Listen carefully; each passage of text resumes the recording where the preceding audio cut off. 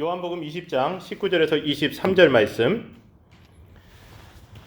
우리 한 절씩 교독하자고 하면 좀 어색하니까 같이 우리 합독하도록 하겠습니다. 제가 읽을 때 여러분 같이 집에서 읽어주시면 좋겠습니다. 같은 날 저녁에 제자들이 함께 모여 있었습니다. 제자들은 유대인들이 두려워 문을 꼭 잠갔습니다. 그곳에 예수님께서 오셔서 그들 가운데 서서 말씀하셨습니다. 너희에게 평강이 있을지어다. 이 말씀을 하시고는 제자들에게 손과 옆구리를 보이셨습니다. 제자들은 주님을 보자 무척 기뻐했습니다. 다시 예수님께서는 너희에게 평강이 있을지어다. 아버지께서 나를 보내신 것 같이 나도 너희를 보낸다라고 말씀하셨습니다. 이 말씀을 하시고 그들을 향해 숨을 내쉬며 말씀하셨습니다. 성령을 받아라. 너희가 누구의 죄든지 용서하면 그 죄는 사함을 받을 것이다. 너희가 누구의 죄든지 용서하지 않으면 그 죄는 사함을 받지 못할 것이다. 이번 부활절은 우리 인생 중 매우 특별한 부활절이 되었습니다. 그동안 부활절이 되면 사실 성가대가 몇 주 전부터 칸타타 준비하느라고 분주했고요. 또 당일에는 평소보다 더 많은 사람들이 모여서 기쁨과 감격에 예배를 드렸습니다. 또 그뿐 아니고 예배 후에는 아주 풍성한 식탁을 준비해서 함께 기쁘게 웃으면서 식사하고 또 단체 사진도 찍고 그랬습니다. 근데 이번 부활절은 우리 모두가 각자의 집에서 문을 닫고 집안에 갇힌 채 온라인으로 예배를 드리고 있으니까 이게 아주 특별한 부활절일 수밖에 없습니다. 근데 첫 번째 부활절이 바로 지금과 아주 비슷한 분위기였던 것 같습니다. 당시 제자들은 불과 사흘 전 예수님이 십자가에 처형을 당하시자 순식간에 테러리스트의 잔류 세력의 취급을 받게 되었습니다. 그래서 유대인들의 위협을 피해서 집안에 숨어 지내는 신세가 되었습니다. 일주일 전만 해도 예수님과 함께 호산나 환영을 받으며 예루살렘 성 안으로 들어왔는데 이제는 상황이 완전히 정반대로 바뀐 겁니다. 바깥으로 나다닐 수도 없고 만약에 혹시라도 바깥에 나가려고 하면 오늘 우리들처럼 마스크를 써야만 했을 겁니다. 우리도 지금 참 비슷합니다. 전염병의 위협을 피해서 집안에서 문을 닫은 채 숨어 지내고 있습니다. 백신이나 치료제가 없는 상황에서 지금 우리가 우리의 생명을 보호하기 위해 취할 수 있는 유일한 방법이 집안에 머무는 것입니다. 그래야지 바깥에 있는 위협이 우리들 집 안으로 들어올 수 없습니다. 그런데 집안에만 있다 보니까 바깥에 있는 좋은 것들도 집안에 들어올 수가 없게 되었습니다. 그러니까 우리가 사랑하는 사람들이 집안에 들어올 수 없게 되었고요. 경제 생활을 통해 얻을 수 있는 물질의 복도 들어올 수 없게 되었고 또 취업이나 성공의 기회 같은 것들도 들어올 수 없게 되었습니다. 그러니까 지금 코로나 이유가 걱정되는 이유가 바로 이런 것 때문인데요. 생명을 보호하기 위해서 집안의 문을 꼭 잠가야 하지만 이 생명을 더 풍성하게 유지하기 위해서는 집안의 문을 열어야만 되는데 여기에서 우리가 딜레마에 빠지게 됩니다. 그러니까 앞으로 이 문제가 해결된 이후에도 우리가 사는 이 미국뿐 아니라 세계 모든 나라가 경제적 위기에 직면해야만 됩니다. 그것은 또 어떤 고통일지 우리가 짐작하기가 쉽지 않습니다. 그러니까 정치 지도자들이 이런 부분에서 문을 닫아야 될지 열어야 될지 이게 쉽지 않은 결정을 그들도 하고 있는 겁니다. 근데 오늘 이 닫힌 문 안으로 그냥 확 들어오시는 분이 계십니다. 바로 죽음에서 부활하신 주님이신데 그 주님이 오늘 닫힌 문 안으로 들어오셔서 우리에게 평강을 선포하고 계십니다. 오늘 본문의 19절 말씀입니다. 오늘 본문 19절 말씀 같이 읽어봅시다. 같은 날 저녁에 제자들이 함께 모여 있었습니다. 제자들은 유대인들이 두려워 문을 꼭 잠갔습니다. 그곳에 예수님께서 오셔서 그들 가운데 서서 말씀하셨습니다. 너희에게 평강이 있을지어다. 자, 우리 처음 시작할 때 청년들이 건강했죠. 근데 예수님은 뭐라고 하셨냐면 평강하십니다. 우리 구호 한번 따라해 볼까요? 평강. 예. 제가 주님을 대신해서 여러분을 축복하고 싶습니다. 너희에게 평강이 있을지어다. 여러분들의 삶 가운데 주님으로부터 오는 참된 평강이 주어지기를 우리 주의 이름으로 축복합니다. 지금 이 말씀을 하시는 분은 며칠 전 처참하게 죽었던 분이고요. 지금 이 말씀을 듣는 사람들은 그런 죽음을 피해 집안에 문 닫고 숨어 있는 사람들입니다. 지금 수많은 사람들이 문을 닫고 집안에 숨어 있는 이유가 무엇이냐면 자신은 물론이고 다른 사람들의 생명을 지키기 위함입니다. 그러니까 우리 모두가 죽음을 피해 집안에 머물고 있는데 그런데 그 죽음을 피하지 못했던 사람이 우리의 닫힌 문 안으로 들어와서 우리에게 평강을 선포하고 있다는 거예요. 여러분, 이런 상황 속에서 우리는 어떤 생각이 들까요? 죽었던 사람이 지금 죽음을 두려워하고 있는 우리에게 온 겁니다.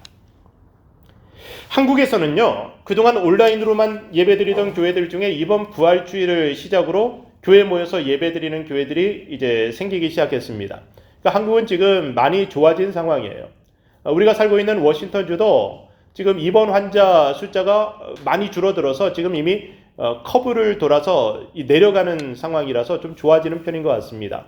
근데 한국은 뭐 여기하고 비교할 바 없이 지금 방역이 꽤 잘 되고 있는 것 같습니다. 그럼에도 불구하고 아직은 그렇게 안심할 단계는 아니라 그래요. 근데 교회들이 그렇게 모여서 예배를 드리기 시작하니까 주변 사람들이 부담스러워하고 두려워하기 시작합니다. 이것으로 인해 교회를 비판하는 사람들이 생겼는데요. 저는 한국 교회가 그렇게 세상으로부터 많이 비판을 받고 있는 줄 몰랐습니다. 한국을 떠난 지 20여 년이 지났기 때문에 제가 한국을 떠날 당시만 해도 교회가 세상으로부터 그렇게 손가락질 당하지 않았는데 지금 세상 사람들이 교회에 대해서 너무나 비판적인 것 같습니다. 근데 젊은이들은 지금 매일 모여서 술 마시고 노는 실내 포장마차, 뭐 클럽 같은 곳에서 뭐 그냥 매일 빼곡빼곡 모여서 노는데도 그들에 대해서는 사람들이 좀 관대합니다.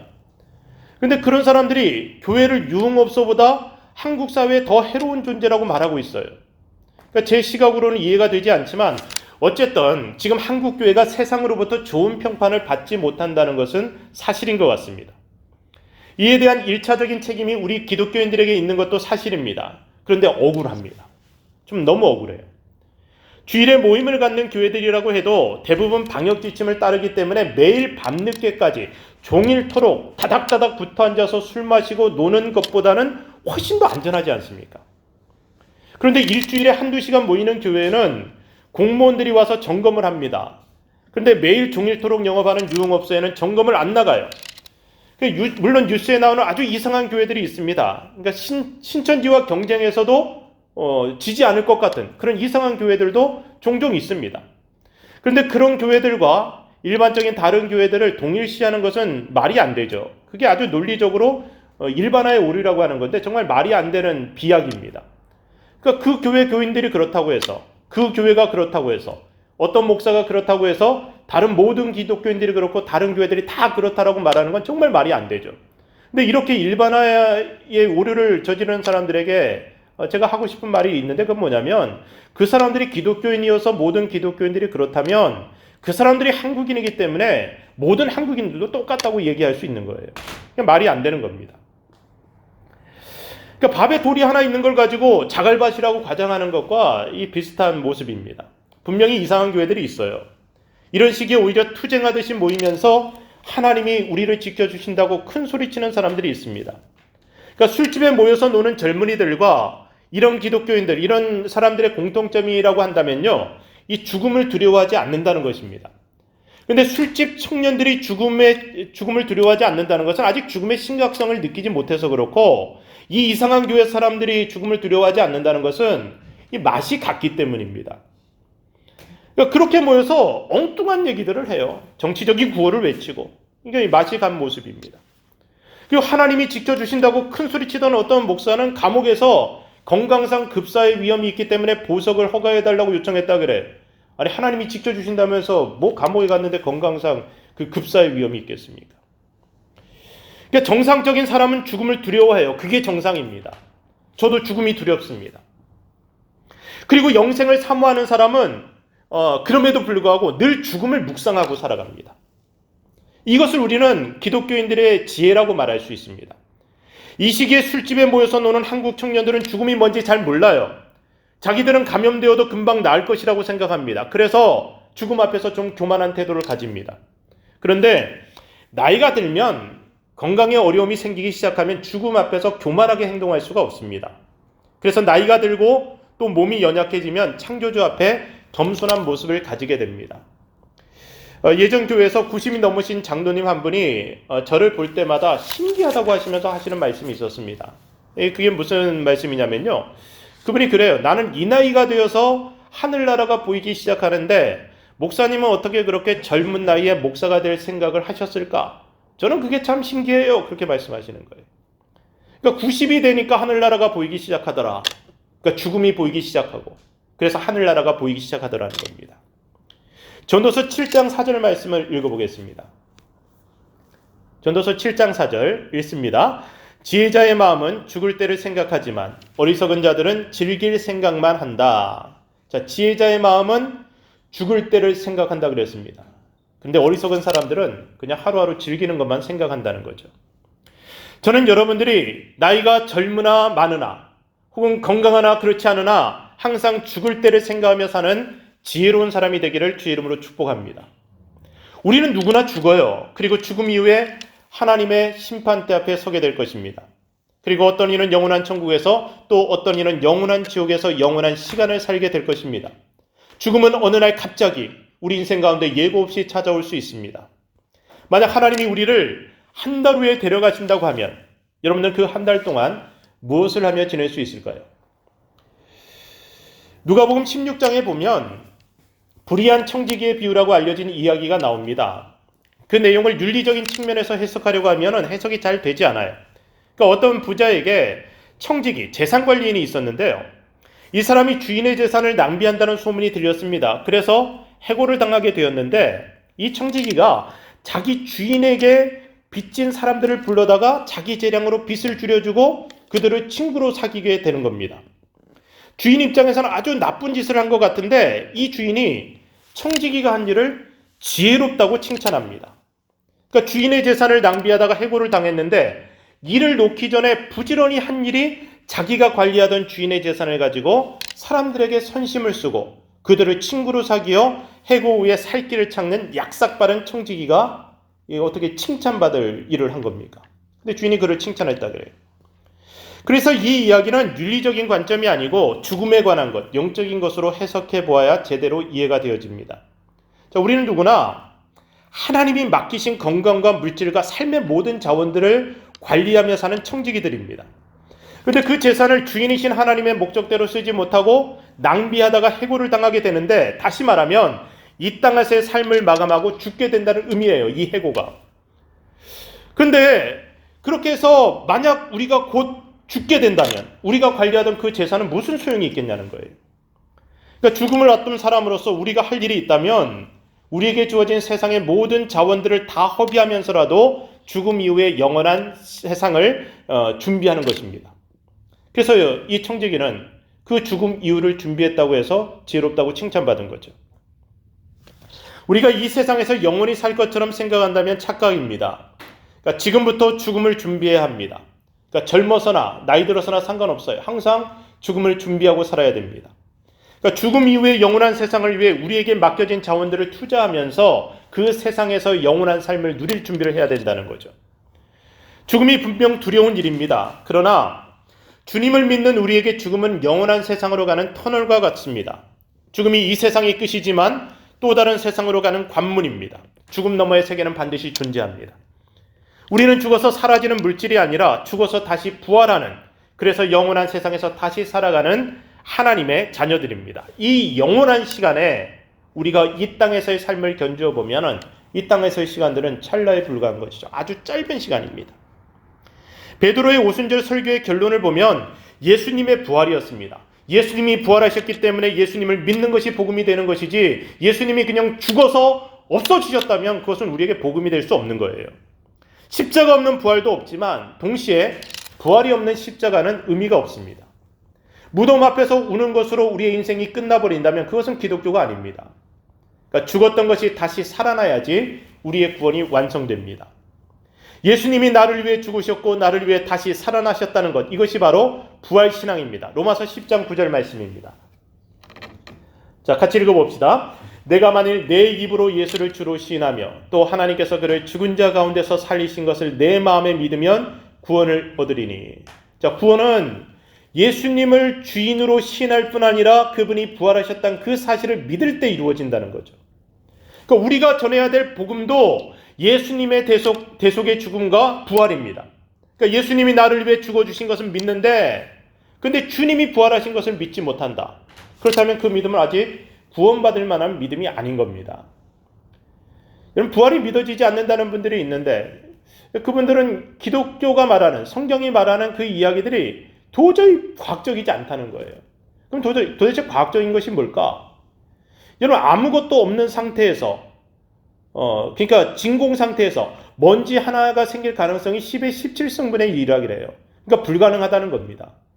그러니까 아무것도 없는 상태에서 먼지 하나가 생길 가능성이 불가능인데, 그런데 우리 같은 인간이란 존재가 이 세상에 존재하죠?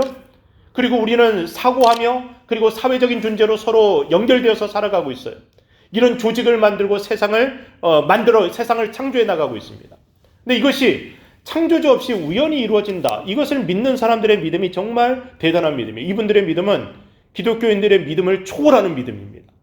여러분, 이 건물이, 우리 이 교회당 건물이 그냥 아무것도 없는 상태에서 우연히 딱 생겼다? 수억 년이 세월이 지나면서 그냥 이렇게 되었다? 여러분, 이걸 믿을 수 있는 사람들 믿음, 저는 그 믿음을 너무 존경스럽게 생각해요. 저는 그 믿음 조금도, 발꿈치도 따라갈 수 없을 것 같아요.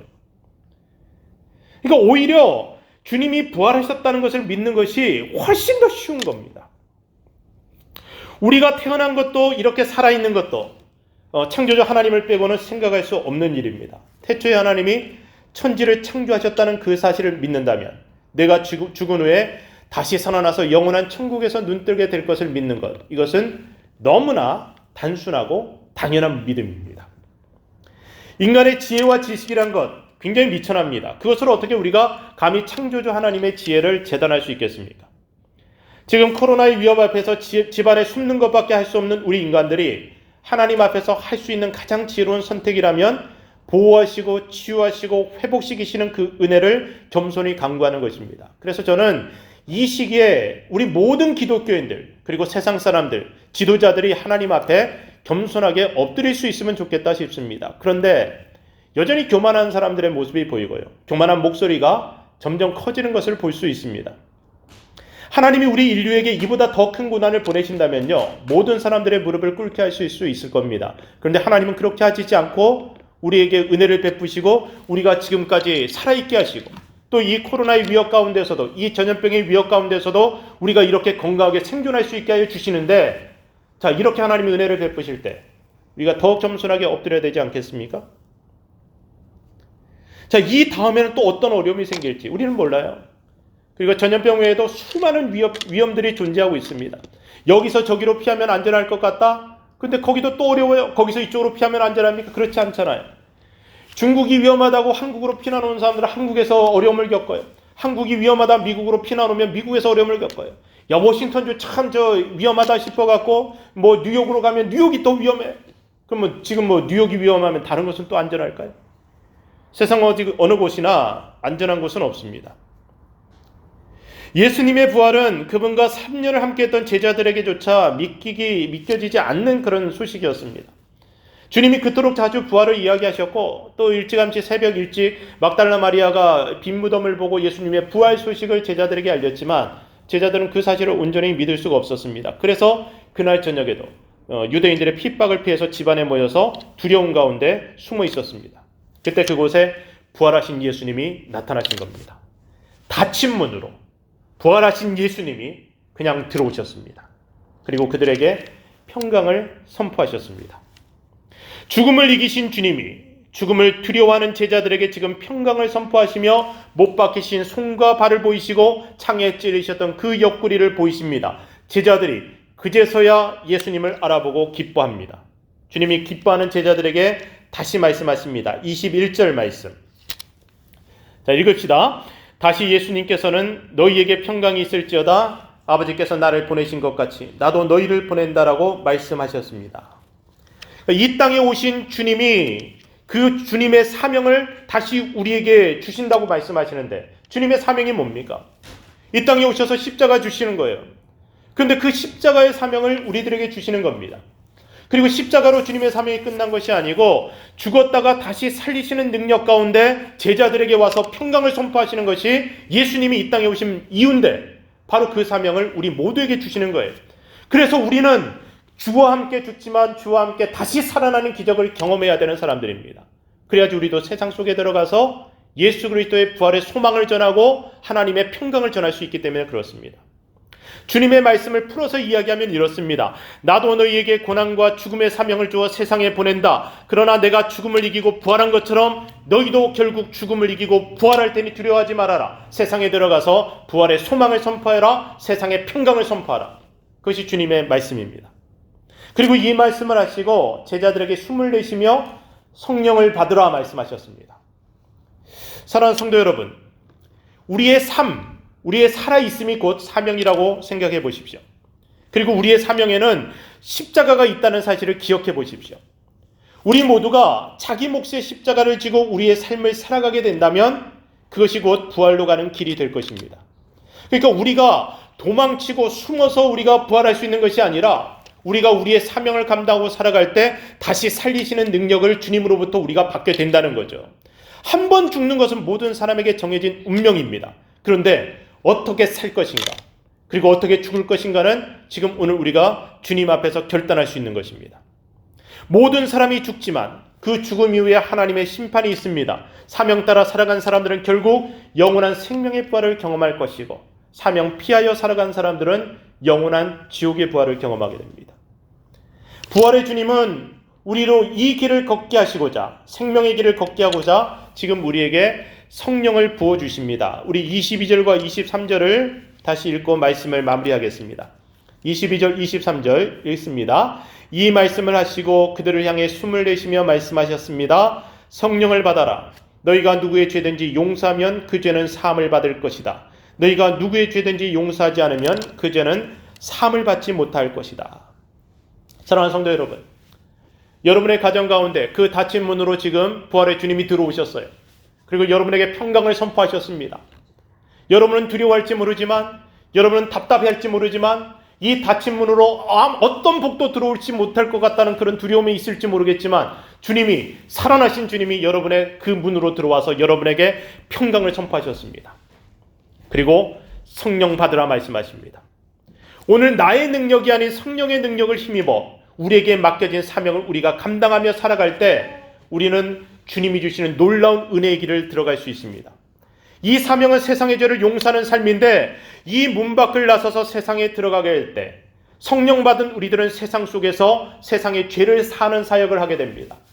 나에게 죄를 지은 사람, 나에게 상처를 준 사람들을 용서하는 능력이 우리에게 있어요. 그리고 하나님과 이 단절되어 있는 사람들을 하나님과 화목하게 하는 사역, 그들의 죄가 사해질 수 있도록 그들과 하나님을 연결시키는 사역이 바로 우리들의 사역입니다. 이것이 바로 부활하신 주님이 우리를 세상 속에 다시 보내시는 이유입니다. 우리가 이 닫힌 문을 열고 나가게 되면 주님께서 우리에게 주신 그 평강으로, 주님께서 우리에게 주신 그 성령으로 세상의 죄를 사는 일들을 하며 살아가기를 결단했으면 좋겠습니다. 우리 집 문 밖에 나설 때 세상의 죄인들에게 그들을 위해 죽으셨지만 다시 부활하신 주님을 전하며 그들의 죄가 용서되어지게 만드는 것, 이것이 문 밖을 나갈 걸 준비하는 우리들의 태도였으면 좋겠습니다. 주님은 그 사명을 위해 지금 우리의 닫혀진 문 안으로 들어오셔서 여러분에게 평강을 선포하셨습니다. 여러분 좀 답답하시겠죠? 이 사태가 언제까지 갈지 우리가 정확히 진단하기는 어렵습니다. 근데 아마도 5월 초쯤 되면은 우리가 제한적으로 다시 모여서 예배를 드릴 수 있지 않을까 기대해 봅니다. 근데 하나님이 그렇게 이 문 밖을 나서게 할 때, 오늘 이 부활절 예배, 우리 가정 가운데 닫힌 문 안으로 들어오셔서 우리에게 평강을 선포하시고 우리에게 숨을 내쉬며 성령 받으라 말씀하셨던 그 주님의 은혜가 새롭게 여러분의 삶에 역사하여서 여러분이 부활의 주님, 그 생명의 주님, 평강의 주님을 전하며 살아가는 사람들이 되길 우리 주의 이름으로 축복합니다. 우리 주님이 주신 말씀 다시 여러분에게 제가 선포합니다. 너희에게 평강이 있을지어다. 여러분 주 안에서 평강하시기 바랍니다. 기도하겠습니다.